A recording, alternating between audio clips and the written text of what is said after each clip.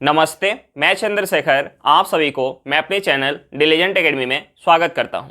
हम लोग बिहार एसएससी के लिए एक मैथ का सीरीज स्टार्ट किए थे, जिसमें हम लोग प्रत्येक दिन बिहार एसएससी में आए हुए मैथ का प्रीवियस ईयर क्वेश्चन और उस पर आधारित मैथ का क्वेश्चन कर रहे हैं। चलिए आज उस सीरीज में हम लोग आगे की तरफ चलते हैं। इससे पहले अगर आप मेरे चैनल पर नए हो तो चैनल को सब्सक्राइब कर ले और बेल आइकन को प्रेस करना बिल्कुल ना भूले, ताकि आपको सबसे पहले लेटेस्ट नोटिफिकेशन मिलता रहे।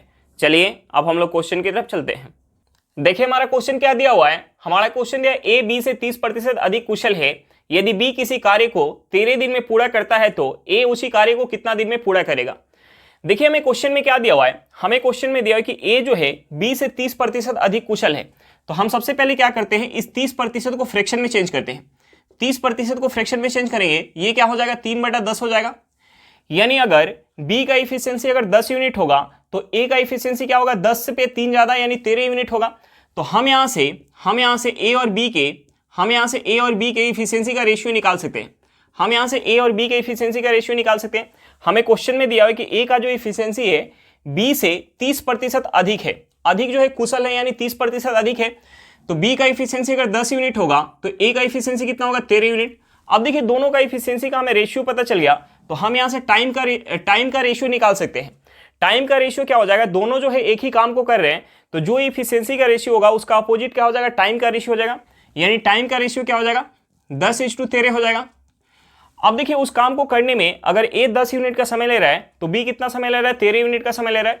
लेकिन हमें क्वेश्चन में दिया कि बी जो है उस काम को करने में 13 दिन का समय ले रहा है। यानी इस 13 यूनिट का वैल्यू हमें क्वेश्चन में 13 दिन दिया हुआ है, तो हम यहां से 10 यूनिट का वैल्यू निकाल सकते हैं। 10 यूनिट का वैल्यू क्या हो जाएगा, 10 दिन हो जाएगा। हमारा आंसर क्या निकल के आ गया कि ए उस काम को 10 दिन में कर सकता है। चलिए क्वेश्चन समझ में आ गया होगा। नेक्स्ट क्वेश्चन पे चलते हैं। देखिए हमारा क्वेश्चन क्या दिया हुआ है। हमारा क्वेश्चन दिया, अमित 40 किलोमीटर पर घंटा की चाल पर अपनी बाइक से किसी निश्चित दूरी को 15 मिनट में तय करता है। यदि वह समान दूरी को 12 मिनट में तय करना चाहता है तो उसकी चाल कितनी होनी चाहिए। देखिए हमें क्वेश्चन में क्या दिया हुआ है। हमें क्वेश्चन में दिया कि अमित जो है 40 किलोमीटर पर घंटा की चाल से एक निश्चित दूरी को 15 मिनट में तय करता है। उसी दूरी को अगर 12 मिनट में तय करना चाहता है तो उसकी चाल कितनी होनी चाहिए। तो देखिए दूरी क्या है, फिक्स है। यानी जितना दूरी 40 किलोमीटर पर घंटा के स्पीड से जा रहा है 15 मिनट में, उतना ही दूरी 12 मिनट में जा रहा है। डिस्टेंस सेम है। देखिए डिस्टेंस जब हमारा सेम होता है तो एक हमारा कंसेप्ट होता है कि जो हमारा स्पीड का रेशियो होता है उसका अपोजिट क्या होता है, टाइम का रेशियो होता है।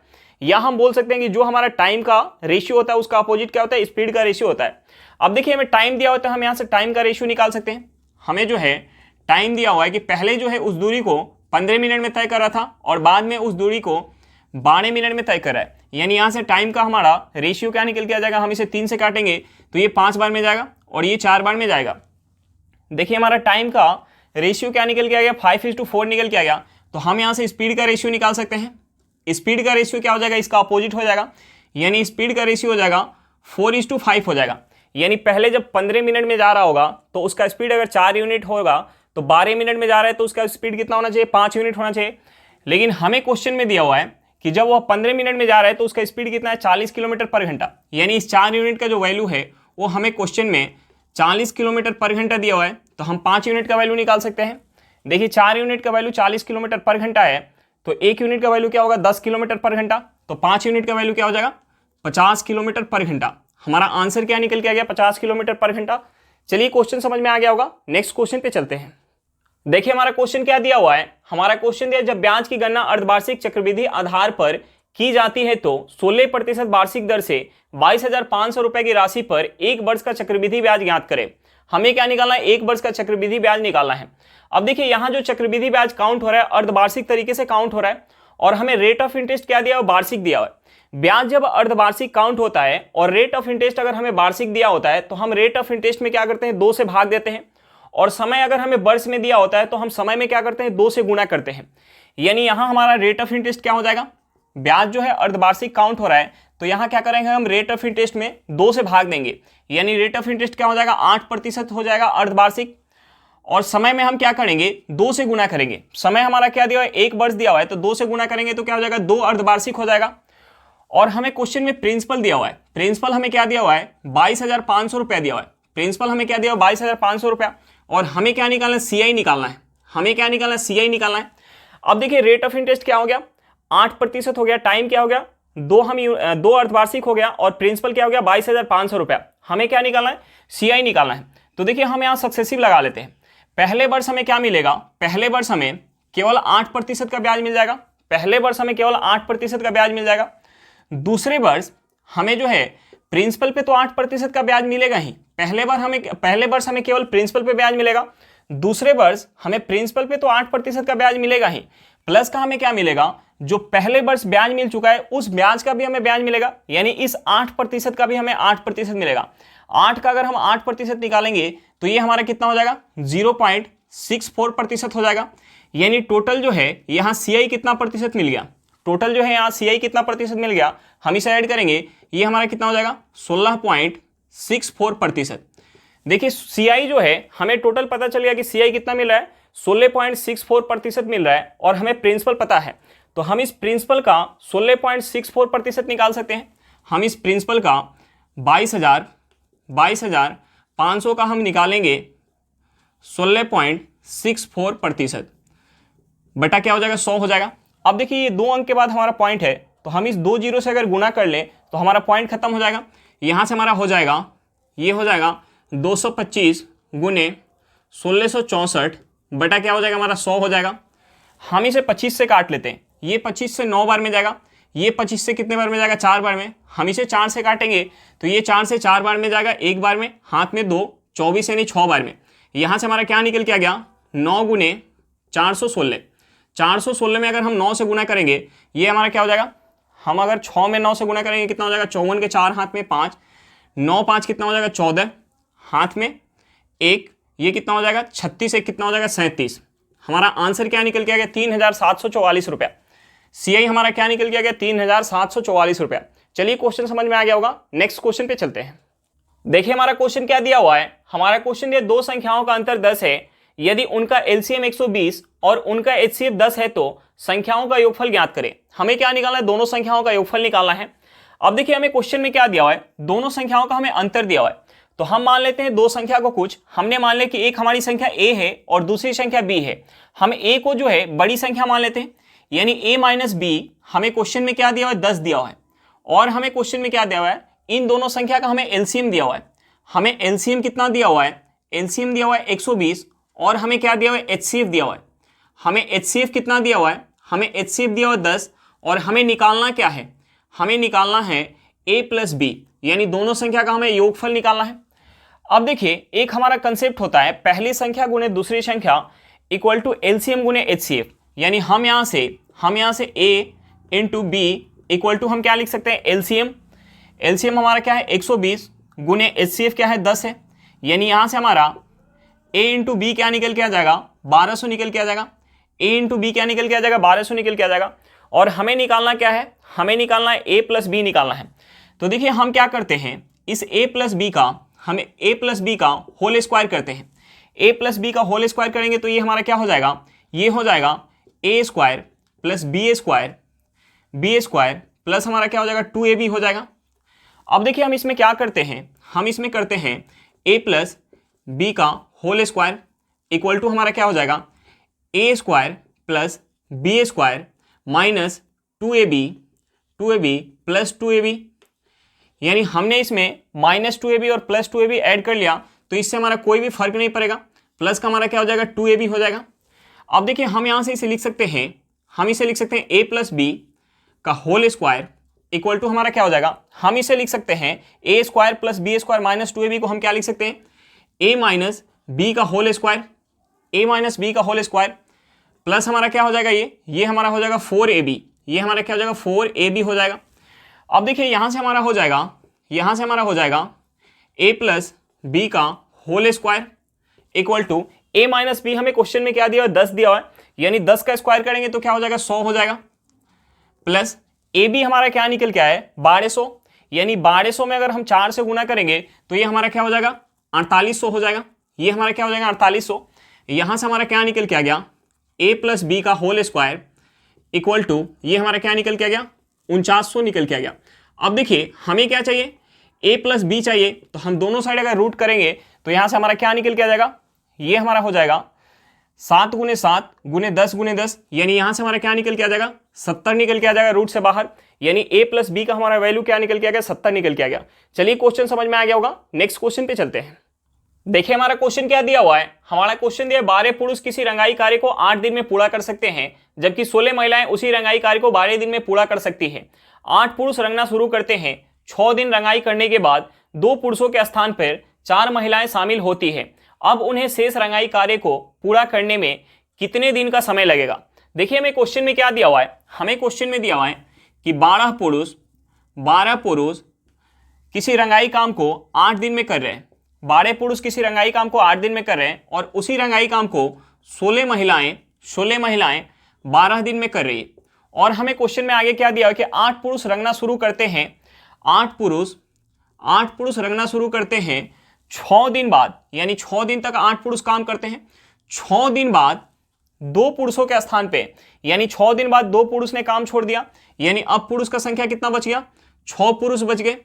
2 पुरुषों के स्थान पर 4 महिलाएं शामिल हो गई, यानी अब जो है 4 महिलाएं आ गई, 2 पुरुष के स्थान पे 4 महिलाएं आ गई और इन्होंने मिलके 1 दिन तक काम किया। यहां से हमारा क्या होगा, तीनों काम जो है बराबर है। अब देखिए हम सबसे पहले क्या करेंगे, सबसे पहले इन दोनों से हम पुरुष और महिला का एफिशिएंसी निकालेंगे। इन दोनों से हम पुरुष और महिला का एफिशिएंसी निकालेंगे। 12 से हमारा 12 कट जाएगा, 8 से 16 कितने बार में जाएगा 2 बार में, यानी यहां से हमारा m बटा w क्या निकल के आ जाएगा 2/1। यानी पुरुष का एफिशिएंसी अगर 2 यूनिट है तो महिला का एफिशिएंसी कितना है 1 यूनिट है।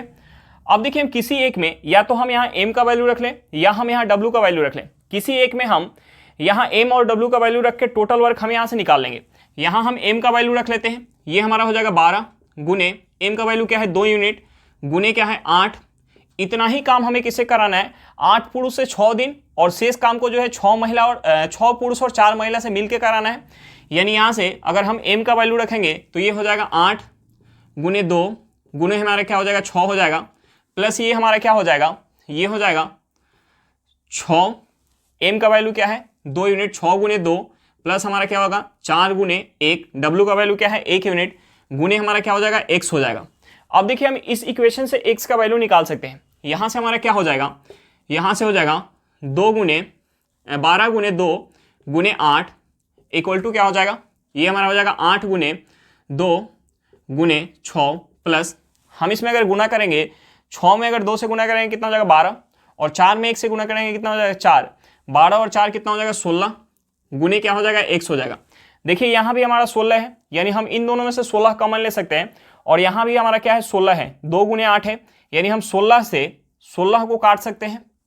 यहाँ से हमारा क्या बच गया, यहाँ से हमारा बच गया इस साइड बच गया 12 और यहाँ हमारा क्या बच गया 6 बच गया, प्लस का हमारा क्या बच गया x बच गया। यानी यहाँ से हमारा x क्या निकल के आ गया, यहाँ से हम इस 6 को अगर इस साइड लेके आएंगे तो प्लस में तो हमारा माइनस में हो जाएगा, यानी 12 में से 6 माइनस करेंगे क्या निकल के आ गया 6, यानी x इक्वल टू हमारा क्या निकल के आ गया 6 दिन निकल के आ गया। यानी शेष काम को करने में कितना समय लगेगा 6 दिन का समय लगेगा। चलिए क्वेश्चन समझ में आ गया होगा, नेक्स्ट क्वेश्चन पे चलते हैं। देखिए हमारा क्वेश्चन क्या दिया हुआ है, हमारा क्वेश्चन दिया 16 व्यक्तियों वाले संयुक्त परिवार में सबसे बड़े और सबसे छोटे सदस्यों की आयु में 82 वर्ष का अंतर है। यदि गणना में इन दोनों को छोड़ दिया जाए तो शेष 14 व्यक्तियों की औसत आयु 28 वर्ष है, पूरे परिवार की औसत आयु 30 वर्ष है। सबसे बड़े व्यक्ति की आयु ज्ञात करें। हमें क्या निकालना है, सबसे बड़े व्यक्ति की आयु निकालना है। अब देखिए हमें क्वेश्चन में क्या दिया हुआ है, हमें क्वेश्चन में सबसे बड़े और सबसे छोटे व्यक्ति की आयु के बीच का हमें अंतर दिया हुआ है। तो हमने मान लिया कि जो सबसे बड़े व्यक्ति हैं उनका आयु a वर्ष है और जो सबसे छोटा व्यक्ति है उनका आयु जो है b वर्ष है। यानी a माइनस बी हमें क्या दिया हुआ है 82 वर्ष दिया हुआ है। a माइनस बी हमें क्वेश्चन में क्या दिया हुआ है 82 वर्ष दिया हुआ है। और हमें क्वेश्चन में क्या दिया हुआ है, हमें क्वेश्चन में 16 व्यक्ति का औसत आयु क्या दिया हुआ है 30 वर्ष दिया हुआ है। हमें क्वेश्चन में 16 व्यक्ति का औसत आयु 30 वर्ष दिया हुआ है और जब 2 व्यक्ति को निकाल दे रहे हैं, सबसे कम आयु वाले और सबसे ज्यादा आयु वाले व्यक्ति को निकाल दे रहे हैं, तो शेष 14 व्यक्ति का हमें औसत आयु क्या दिया हुआ है 28 वर्ष दिया हुआ है। देखिए जब 2 व्यक्ति को निकालेंगे, 16 व्यक्ति का औसत आयु क्या है 30 वर्ष है, जब 2 व्यक्ति को निकालेंगे तो वो अपने लिए औसत में से 30 प्लस 30 तो लेके जाएंगे ही, 30 प्लस 30 तो लेके जाएंगे ही, प्लस का क्या लेके जा रहे हैं कि जो इन 14 व्यक्ति का औसत आयु 30 था तो 28 हो गया, यानी प्लस का और क्या लेके जाएंगे, और जो है वो 2-2 वर्ष लेके जा रहे हैं प्रत्येक में से, और लोग कितने हैं 14 लोग। यानी यहां से हमारा जो दो व्यक्ति का हम आयु निकाल रहे हैं उनका योग निकल के आ जाएगा। यहां से हमारा आयु का योग क्या निकल के आ जाएगा, 30 + 30 कितना हो जाएगा 60, और 60 + 28 कितना हो जाएगा, ये हमारा हो जाएगा 88। 60 + 28 क्या हो जाएगा हमारा 88 हो जाएगा। अब देखिए यहां से हमारा क्या निकल के आ गया, यहां से हमारा a + b निकल के आ गया, यानी सबसे ज्यादा और सबसे कम व्यक्ति का आयु का योग क्या निकल के आ गया, 88 वर्ष निकल के आ गया। तो हमसे क्या पूछ रहा था, हमसे पूछ रहा था सबसे ज्यादा आयु वाले व्यक्ति। तो हम इन दोनों इक्वेशन को अगर ऐड कर देंगे तो यहां से हमारा b से b कट जाएगा, यहां से हमारा क्या हो जाएगा 2a = क्या हो जाएगा, हम इसे ऐड करेंगे तो ये हमारा क्या हो जाएगा 88 + 2 क्या हो जाएगा 90, 90 और 80 कितना हो जाएगा, ये हो जाएगा 170।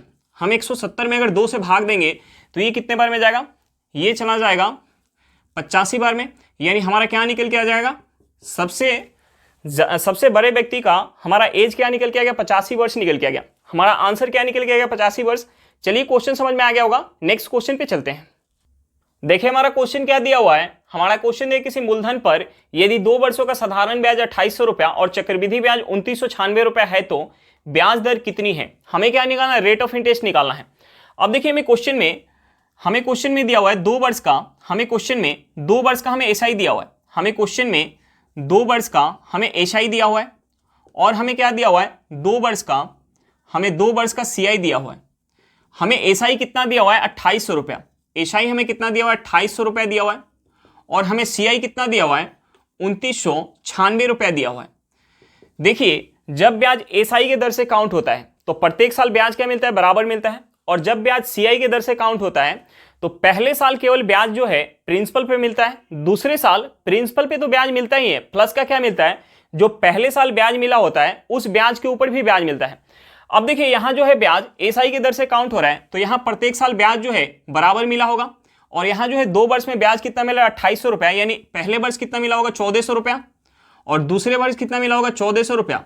यहां जो है पहले वर्ष कितना मिला होगा, यहां जो है पहले वर्ष 1400 रुपया ब्याज मिला होगा, दूसरे वर्ष प्रिंसिपल पे तो 1400 रुपया ब्याज मिला ही होगा, प्लस का क्या मिला होगा, जो पहले वर्ष ब्याज मिला होगा उस ब्याज के ऊपर भी ब्याज मिला होगा, क्योंकि यहां ब्याज जो है सीआई के दर से काउंट हो रहा है। अब देखिए यहां टोटल ब्याज कितना मिल रहा है 2996 रुपया, और अभी तक ब्याज कितना मिल गया 1400 + 1400 कितना हो जाएगा 2800, यानी 196 रुपया का और ब्याज मिलेगा।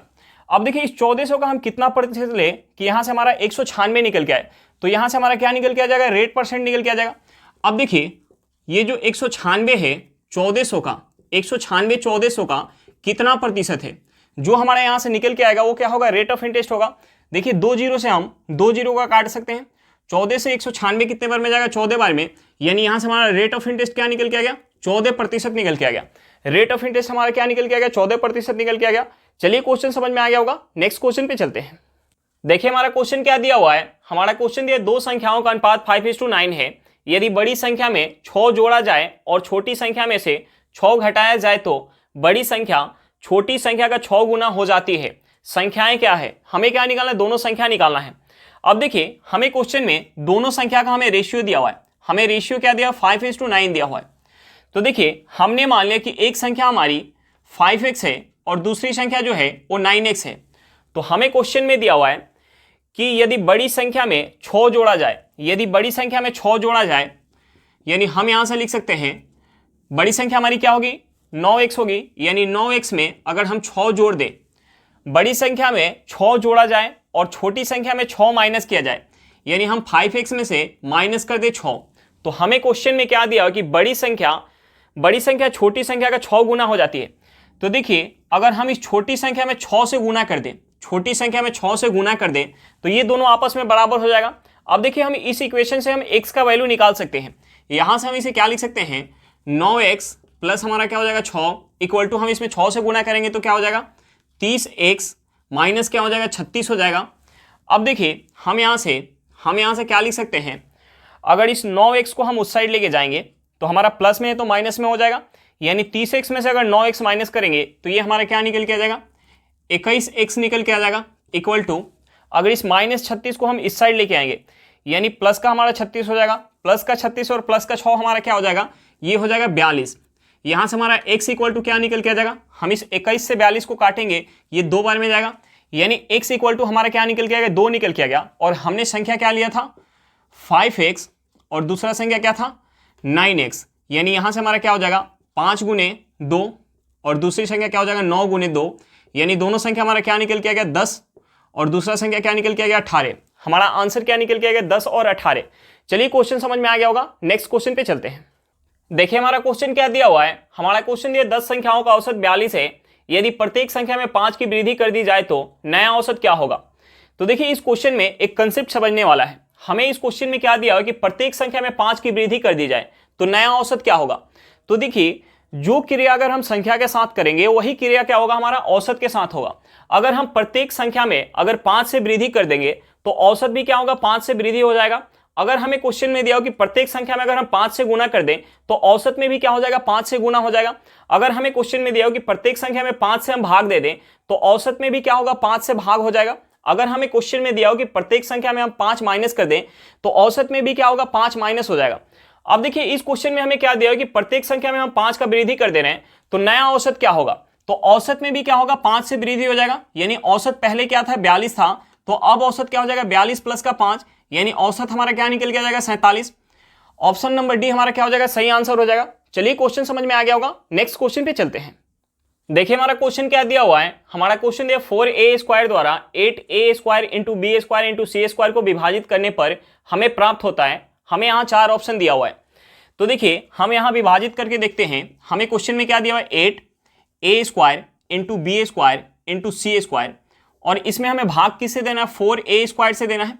तो देखिए यहाँ से हमारा a² से a² कट जाएगा, हम 4 से 8 को काटेंगे 2 बार में जाएगा, यानी यहाँ से हमें क्या प्राप्त हो जाएगा 2b² इंटू c²। अब देखिए कौन से ऑप्शन में हमारा आंसर दिया हुआ है, ऑप्शन नंबर सी में हमारे दिया 2 इंटू b² इंटू c², यानी हमारा सही आंसर क्या हो जाएगा ऑप्शन नंबर सी। चलिए क्वेश्चन समझ में आ गया होगा। आज के लिए इतना ही, फिर मिलते हैं नेक्स्ट क्लास में। अगर क्लास अच्छा लगे तो क्लास को लाइक करिएगा, अगर आप मेरे चैनल पर नए हो तो चैनल को सब्सक्राइब करिएगा और क्लास को अपने दोस्तों के साथ शेयर करना बिल्कुल मत भूलिएगा। चलिए बाय बाय।